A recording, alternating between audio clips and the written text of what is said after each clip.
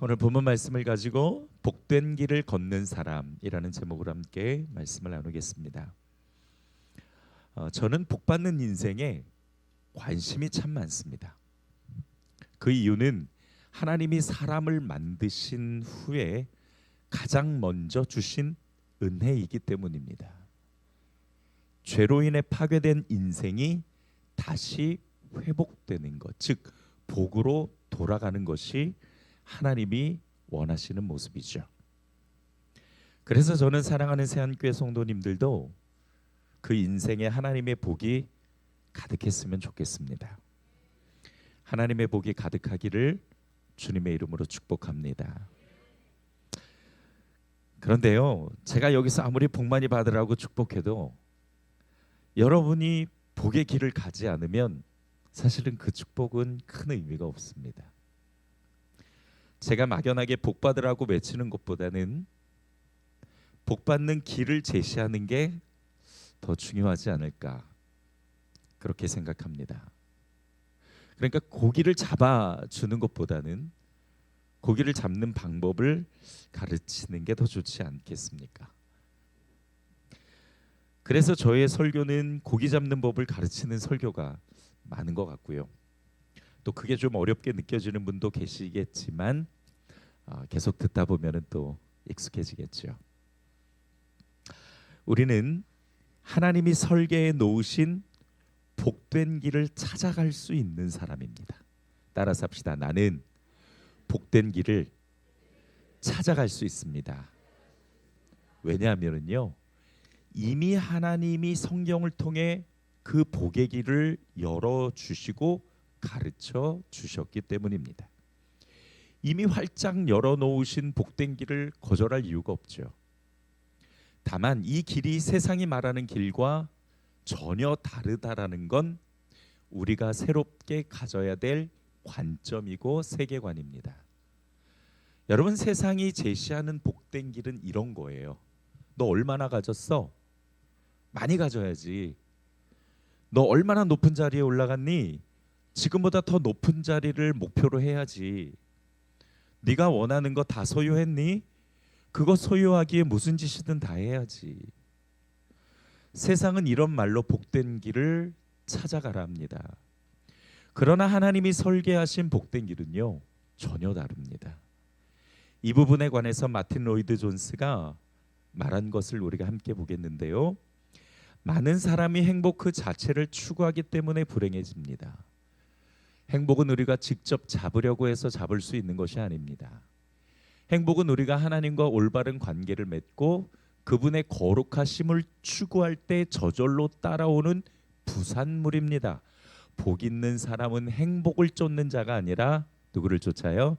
하나님을 쫓는 자입니다. 여러분, 복의 근원이 누구십니까? 하나님이시죠. 복의 근원인 하나님께 가까이 가고 하나님과 가까이 있으면 복은 자연스럽게 따라오게 되는 거죠. 그래서 마틴 로이드 존스는 이거를 부산물이라고 이야기를 한 겁니다. 여러분, 누구도 보너스를 받기 위해 회사 다니는 사람은 없습니다. 마찬가지로 부산물이 인생의 목표가 되어서는 안 된다는 거죠. 행복이 인생의 목표가 되면 그 부산물이 인생의 목표가 되면은요, 실패할 수밖에 없어요. 하지만 하나님이 목표가 되면 행복은 저절로 따라온다는 이 인과관계를 꼭 기억하셨으면 좋겠습니다. 오늘 말씀은 사랑하는 새한교회 성도들이 복된 길을 잘 가고 있는지 확인하는 시간이 될 수 있을 것입니다. 그리고 오늘 말씀을 통해 복된 길로 선회하는 은혜도 있기를 주님의 이름으로 축복합니다. 오늘 말씀은 누가 봐도 복 있는 사람에 관한 말씀이죠. 정확한 주제입니다. 1장 1절에 첫 구절에 복 있는 사람은, 아예 이렇게 시작을 하니까요. 그런데요, 말씀을 자세히 들여다보면 흥미로운 걸 하나 발견할 수 있습니다. 복 있는 사람에 관해서 말씀하시는데 이 복 있는 사람, 이 복이라는 단어는 맨 처음 딱 한 번 등장하고 이후로는 등장하지를 않습니다. 만약에 저한테 복 있는 사람에 관해 설명하라고 하면 복은 이런 거고요. 또 복을 받으면 어떻게 되고요. 또 복을 받기 위해서는 우리가 뭘 준비해야 되고요. 막 이렇게 길게 나열했을 것 같아요. 그런데 하나님의 의도는 전혀 다릅니다. 오늘 말씀은 어떻게 하면 복을 받아낼 수 있는가, 이런 일종의 비결이나 공식을 알려주는 말씀이 아니라 이미 하나님 안에서 복받아 누리는 사람은 어떤 인생을 살아갈까요? 라고 질문하는 것과 같아요. 그 삶을 보여주는데 집중하고 있습니다. 다시 말해 복을 얻어내려고 애쓰는 것이 아니라 이미 그 복을 누리고 있는 의인의 삶을 보라는 거예요. 그 인생을 닮아가라는 겁니다. 그 사실을 가장 명확하게 가르쳐주는 구절이 오늘 본문 6절입니다. 무릇 의인들의 길은 여호와께서 인정하시나 악인들의 길은 망하리로다.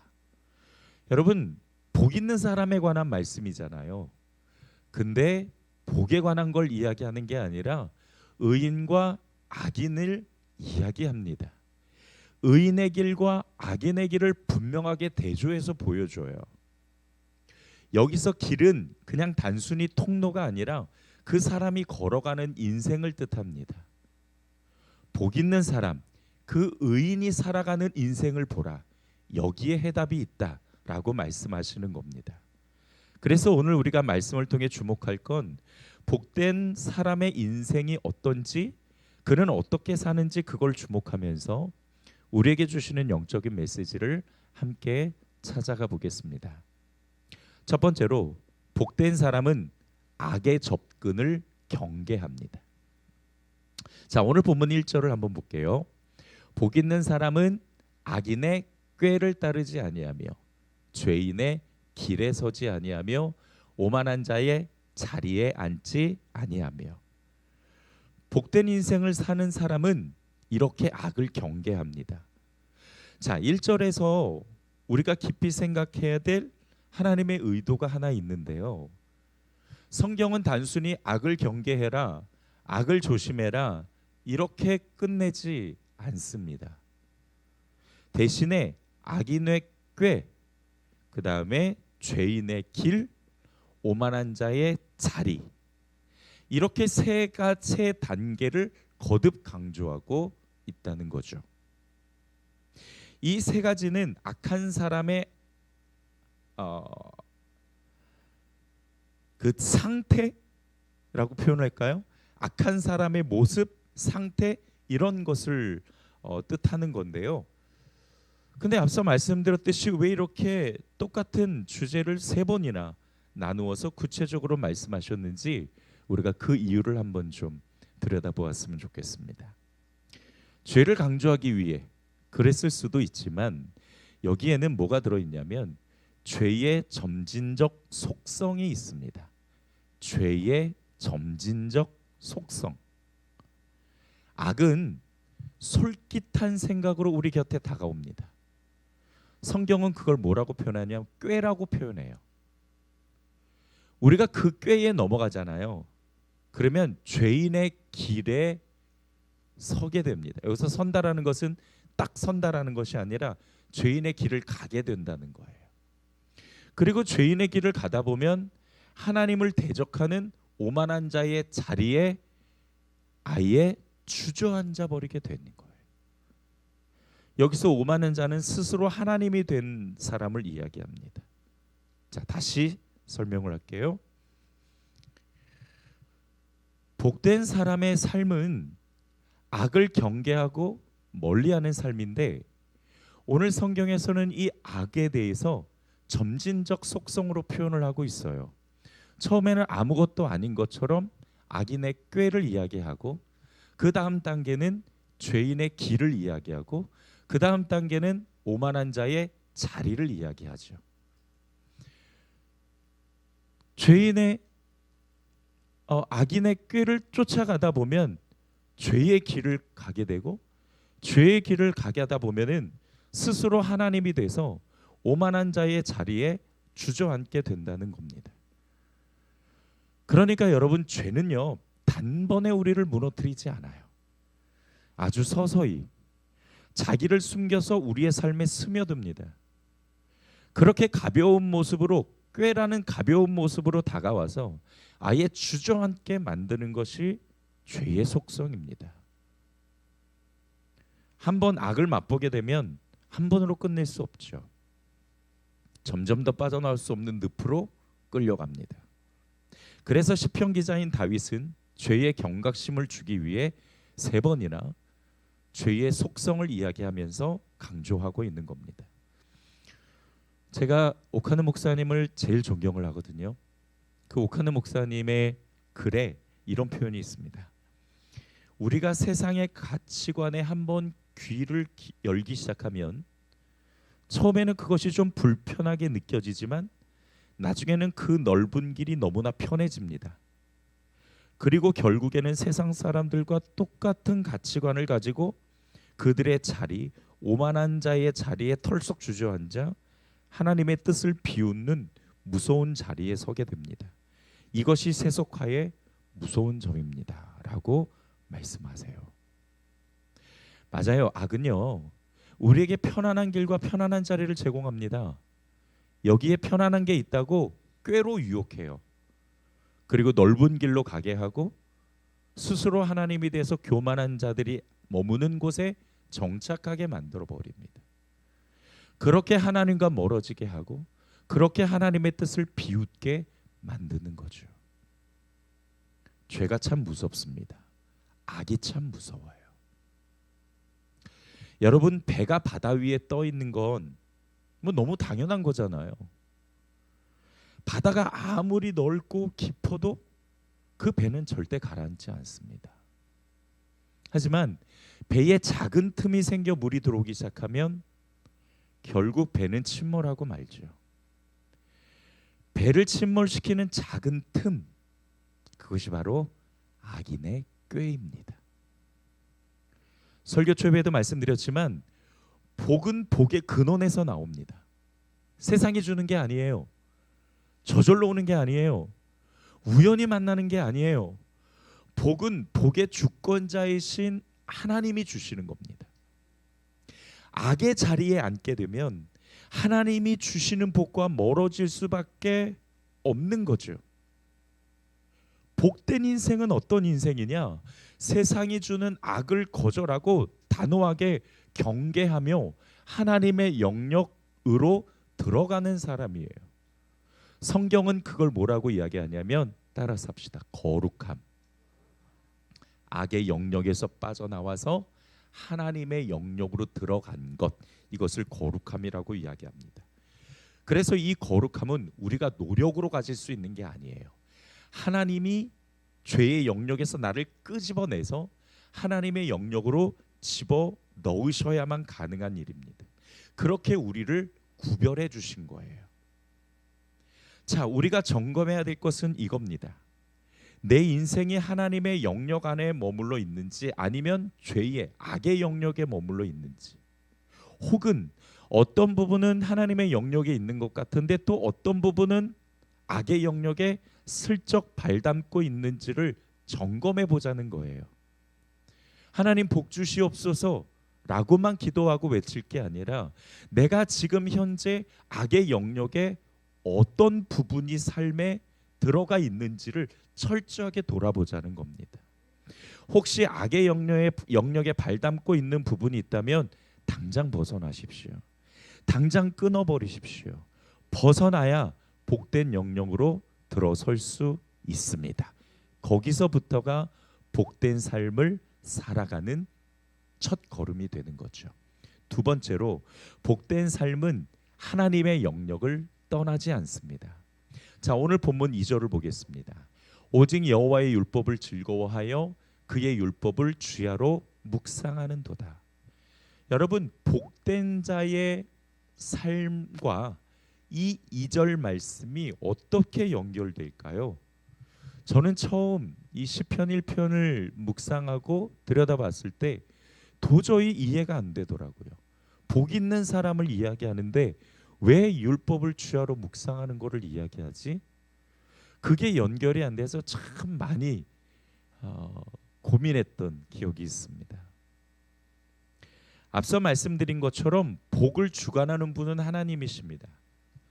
여기에 정확한 논리가 하나 세워지는데 하나님의 영역 안에 있어야 하나님이 주시는 복도 받고 누릴 수 있게 되는 거죠. 자, 그러면 여러분 하나님의 영역은 어디일까요?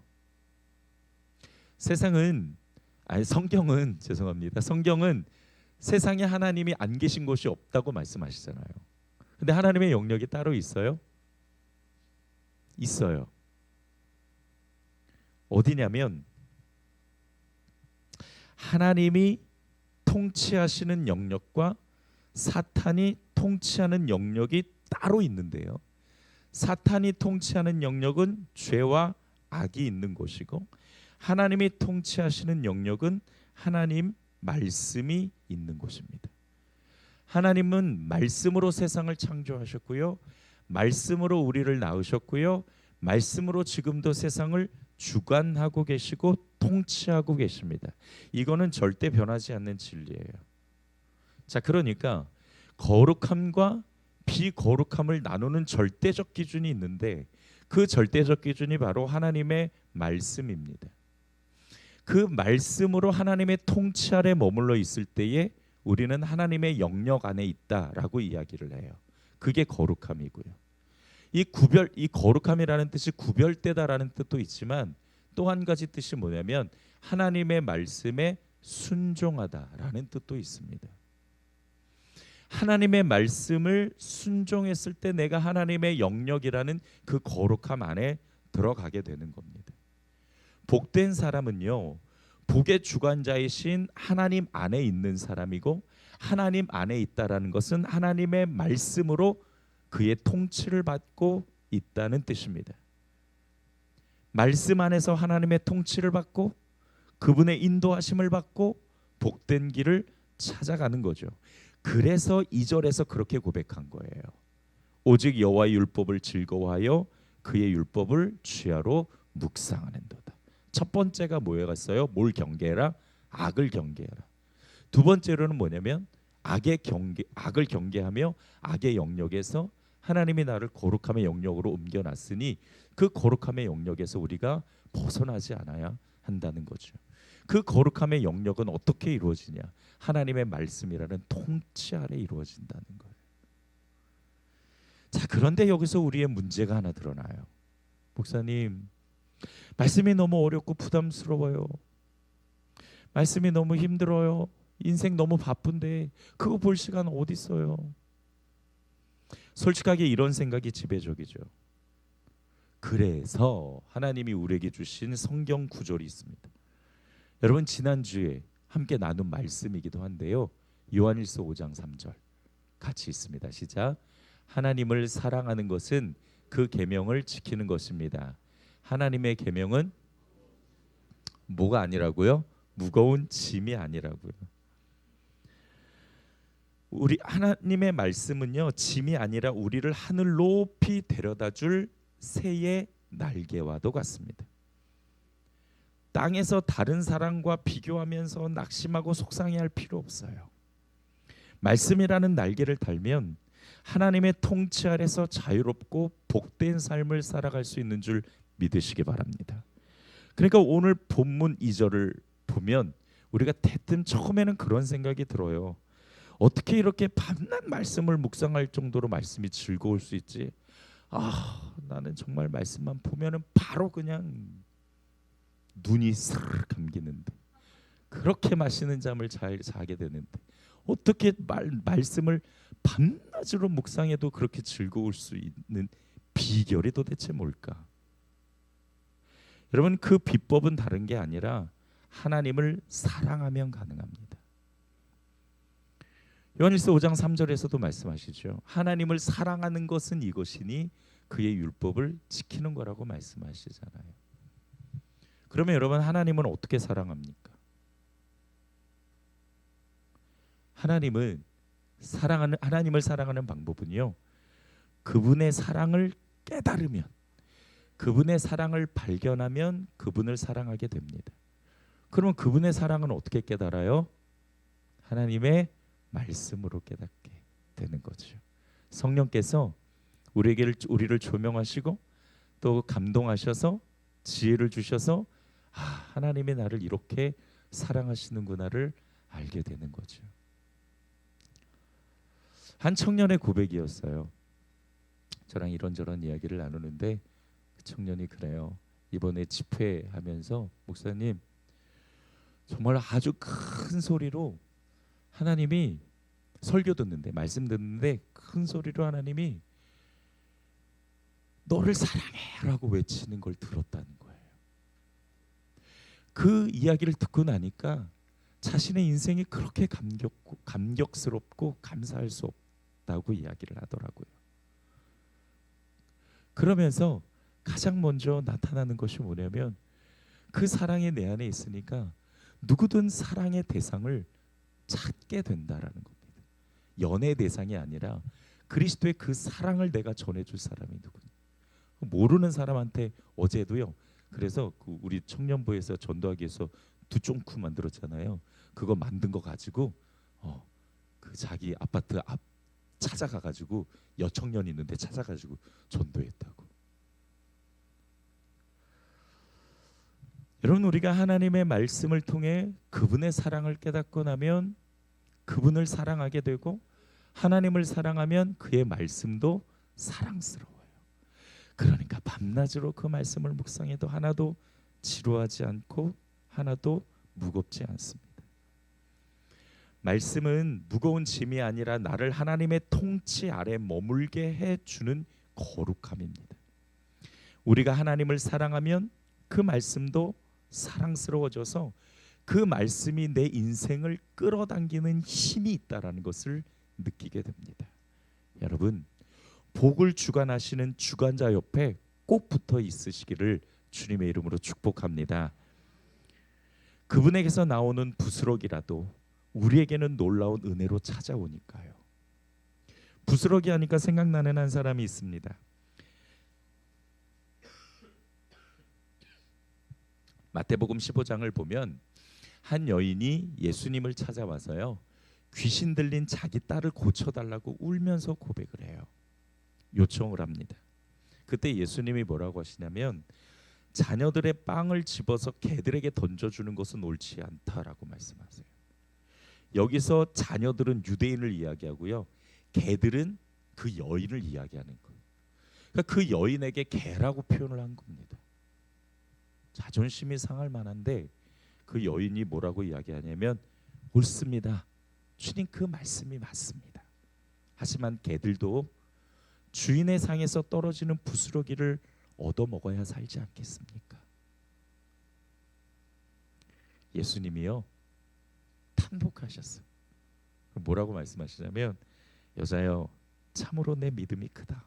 네 소원대로 되리라. 그리고 그 여자의 아이가 고침을 받습니다. 사랑하는 새한교회 성도 여러분, 우리 하나님께 꼭 붙어 있잖아요. 그러면은요 거기서 나오는 부스러기도 우리에게는 놀라운 은혜가 됩니다. 부스러기면 어때요? 땅에 떨어진 거면 어때요? 하나님 옆에 꼭 붙어 있으면 우리에게 주시는 그 놀라운 은혜가 복으로 찾아오는 거죠. 중요한 건 내가 하나님 옆에 꼭 붙어 있는 건데 어떻게 꼭 붙어 있는 거야? 어떻게 해야지 꼭 붙어 있는 거지? 여러분 우리가 하나님 앞에 꼭 붙어 있는 것은요 말씀으로 붙어 있는 겁니다. 말씀을 사랑하고 즐거워하면서 말씀이 주는 깨달음과 진리를 가지고 몸부림치며 순종한다면 그게 바로 말씀 옆에 꼭 붙어 있는 거고 그게 하나님 옆에 꼭 붙어 있는 거예요. 많은 구절도 필요 없습니다. 하루에 딱 한 구절이면 됩니다. 그 한 구절을 가지고 곱씹으면서 생각하시고 또 반복해서 생각하십시오. 이 구절에서 나에게 주시는 은혜의 메시지가 뭔가, 나에게 주시는 하나님의 음성이 뭔가, 내게 주시는 하나님의 도전이 무엇인지 생각하고 또 생각하십시오. 한 구절은 사실 기껏해야 몇 글자 되지 않잖아요. 그러나 그 글자 뒤에는 끝이 없는 깊이와 크기와 넓이와 높이로 하나님의 지혜와 사랑과 은혜가 담겨 있는 줄 믿으시기 바랍니다. 그래서 오늘부터 단 한 구절면 됩니다. 하나님의 말씀을 끌어안고 사는 성도들이 되기를 주님의 이름으로 축복합니다. 마지막 세 번째로 하나님이 인정하시는 길을 걸어가는 것입니다. 지금 우리는 복된 삶을 사는 인생을 들여다보고 있습니다.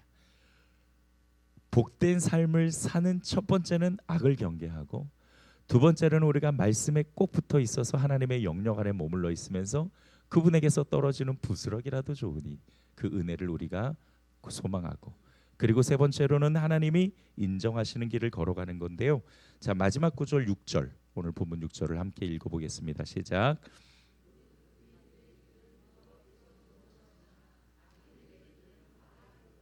아멘. 하나님이 인정하시는 길이 있어요. 누구 길이에요? 의인의 길입니다. 여러분, 내 인생은 어느 길에 서 있을까요? 의인의 길에 서 있을까요? 악인의 길에 서 있을까요? 근데 그거를 어떻게 확인하죠? 그냥 내가 그렇다고 생각하면 그런가요? 그건 아니잖아요. 그러니까 이게 명확한 기준으로 확인할 방법이 있어야 되는데, 그 확인 방법이 오늘 6절에 나와요. 다시 한번 띄워주실까요? 자, 무릇 의인들의 길은 여호와께서 뭘 하신다고요? 인정하신다고요. 이 인정하신다라는 말이 무슨 뜻이냐면, 원문의 정확한 뜻은 함께 하신다라는 뜻이에요. 하나님이 함께 하시는 길, 바로 그 길이 복된 길이고 의인의 길이며 성공적 길인 줄 믿으시기 바랍니다. 그러니까요, 내가 가는 길에 하나님이 함께 하시는지 안 하시는지를 확인하면 되는데, 우리가 이거를 확인할 때 주의할 게 있습니다. 내가 가고 싶은 대로 가놓고 하나님 나 여기 있으니까 얼른 여기로 오세요 라고 해서 하나님을 찾는 거는 잘못 찾는 겁니다. 내가 가는 길에 하나님이 계신지를 찾는 게 아니라 하나님이 계신 곳에 내가 가고 있는지를 찾아야 되는 거예요. 제가 정말 존경하는 신학자 중에 헨리 블랙컵이라는 사람이 있습니다. 제가 참 이분 때문에 목회의 방향을 또 이렇게 설정하기도 했었는데요. 그분이 하나님을 경험하는 삶이라는 책을 쓰셨어요. 그 책에 이런 내용이 있습니다. 의인의 길은 우리가 스스로 좋은 길을 개척한 뒤에 하나님께 축복해달라고 요구하는 길이 아닙니다. 하나님이 지금 일하고 계신 곳을 바라보고 그분의 뜻에 내 삶과 생각, 행동을 조정하여 동참하는 철저한 순종의 길입니다. 맞아요, 여러분. 내가 가는 길에 하나님이 함께 해달라고 요구하는 것이 아니라 하나님이 계신 곳을 선택해 가는 것이, 그것이 하나님이 함께 하시는 길이고, 하나님이 함께 하시는 길은 그렇게 확인을 하는 거예요. 여러분, 우리 기도할 때 하나님 인도해 주세요라는 기도 많이 하죠. 많이 하시죠. 하나님 이렇게 인도해 주세요, 저렇게 인도해 주세요. 이 인도해 달라는 기도는요, 하나님이 제시하시는 길로, 하나님이 계신 길로 내가 가겠다라는 순종의 고백입니다. 그 귀한 고백처럼 하나님이 계신 곳을 찾아 걸어간다면 하나님이 함께 하시는 놀라운 은혜를 체험할 수 있는 줄 믿으시기 바랍니다. 여러분, 배를 이끄는 항해사는요, 바람을 조종하려 들지 않아요. 바람을 어떻게 조종해요? 대신에 바람이 부는 방향을 파악해서 돛을 올려서 조종합니다. 돛만 잘 조정하면 배는 순풍을 타고 목적지까지 순탄하게 갈 수 있으니까요. 하나님이 인정하시는, 하나님이 함께 하시는 복된 길은 어떤 길이냐? 내가 개척해서 가는 곳이 아니라 하나님이 계신 곳이 어딘지를 발견해서 돛을 조정해서 가는 겁니다. 그게 바로 복된 길을 가는 사람이고 복된 삶을 사는 사람인 줄 믿으시기 바랍니다. 이것이 오늘 우리에게 주시는 영적 메시지입니다. 말씀을 정리하겠습니다.